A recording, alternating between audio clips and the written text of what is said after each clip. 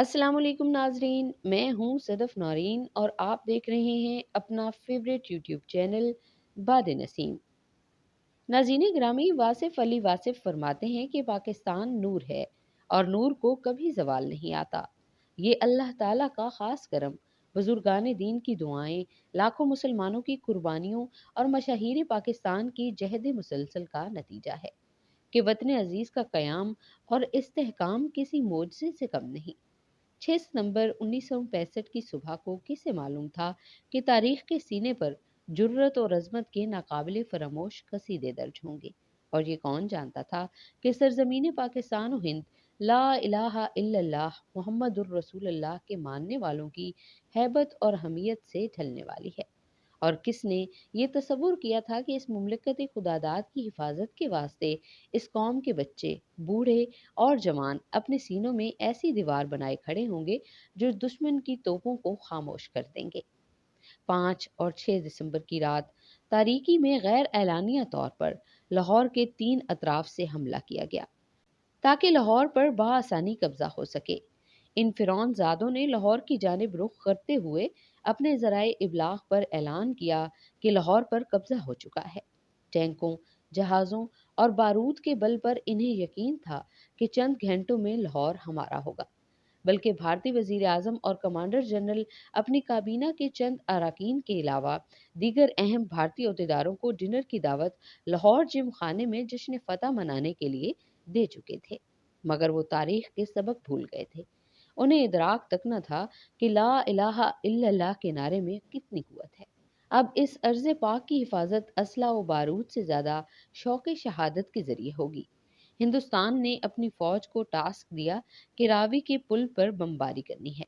जो पायलट बमबारी करने आया था, उसका तैयारा गिर गया और वो पायलट पकड़ा गया। जब उससे पूछा गया कि पुल तो तुम्हारे सामने था, तुमने बमबारी क्यों नहीं की? तो उसने जवाब दिया कि हमें बताया गया था कि एक पुल है, लेकिन यहाँ तो 6 पुल नजर आ रहे थे। ये मदद खुदावंदी ही थी कि दुश्मनों के सिपाही गिरफ्तार होने के बाद ये पूछते थे कि आपकी वो घोड़ों वाली फौज कौन थी जिनके सफ़ेद लिबास थे और उनकी तलवारों में से शोले निकल रहे थे। एक जानिब पाक फिजाइया के पायलट एम आलम ने बहादुरी और जांबाजी का मुजाहिरा करते हुए सरगोधा के मकाम पर 1 मिनट में भारत के 5 जंगी जहाज़ों को खाक में मिला दिया। ये अजीम रिकॉर्ड आज भी गिनीज बुक में दर्ज है। तो दूसरी तरफ मेजर अजीज भट्टी शहीद की क़यादत में पाक फौज के बहादुर और दलेर नौजवानों ने दुश्मन के बढ़ते टैंकों के रास्ते में अपने जिस्मों की फसील खड़ी कर दी। वतन अजीज के गयूर नौजवानों ने अपने सीनों पर बारूद बांधकर 120 भारतीय टैंकों को खत्म कर दिया और यूं लाहौर की सड़कों पर नाश्ता करके फौज से सलामी लेने के बाद लाहौर जिमखाना में जाम से जाम टकराने का लाल बहादुर शास्त्री का ख्वाब चकनाचूर हो गया। चौंधा सियालकोट के करीब छोटा सा कस्बा है। दूसरी जंग अजीम के बाद बख्तरबंद दस्तों की सबसे बड़ी जंग सितंबर 65 में हुई। इंडिया का पूरा बख्तरबंद डिवीजन, जिसका नाम फख्र हिंद था, जो कि चौंधा पर हमला आवर हुआ, उसके सामने पाक फौज का छोटा सा बख्तरबंद दस्ता था जिसने फख्र हिंद को 6 दिन तक रोके रखा, बल्कि भारी नुकसान के साथ वापस भगा दिया। ये शहर भारतीय टैंकों का कब्रिस्तान कहलाता है, जिसमें 600 टैंकों ने हिस्सा लिया। अल्लाह के सिपाहियों ने अपने सीनों पर बम बांधकर इसे नाकाम बना दिया, दुनिया में शुजाअत की नई तारीख रकम कर डाली। मुमताज़ मुफ्ती अपनी किताब में लिखते हैं कि मस्जिद नबवी में लोगों ने हजूर अकरम सल्लल्लाहु अलैहि वसल्लम का दीदार किया, और लोग क्या देखते हैं कि हजूर पाक सल्लल्लाहु अलैहि वसल्लम जंगी लिबास में हैं। उनके साथ बदर के शोहदा पाकिस्तान की मदद के लिए तैयार हैं कि पाकिस्तान पर हमला हुआ है, हमें उसका दिफा करना है।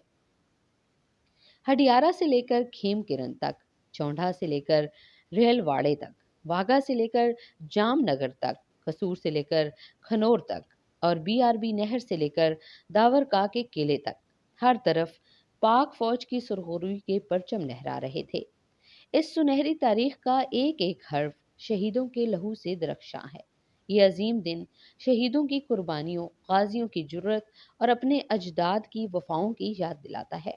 इस मिट्टी का एक एक जरा शहीदों के खून के एक एक कतरे का मकरूज है। जिन आज़ाद फिजाओं में हम सांस ले रहे हैं, اس کے ایک ایک جھونکے میں ان کے مقدس لہو کی خوشبو ہے۔ ناظرین گرامی، آج کی ویڈیو میں بس اتنا ہی۔ ویڈیو کو مکمل دیکھنے کے لیے بے حد شکریہ۔ ویڈیو اگر آپ کو پسند آئی ہے تو اسے لائک اور شیئر کر دیجیے۔ اگر ہمارے چینل پر نئے ہیں تو سبسکرائب کرنا ہرگز مت بھولیے گا۔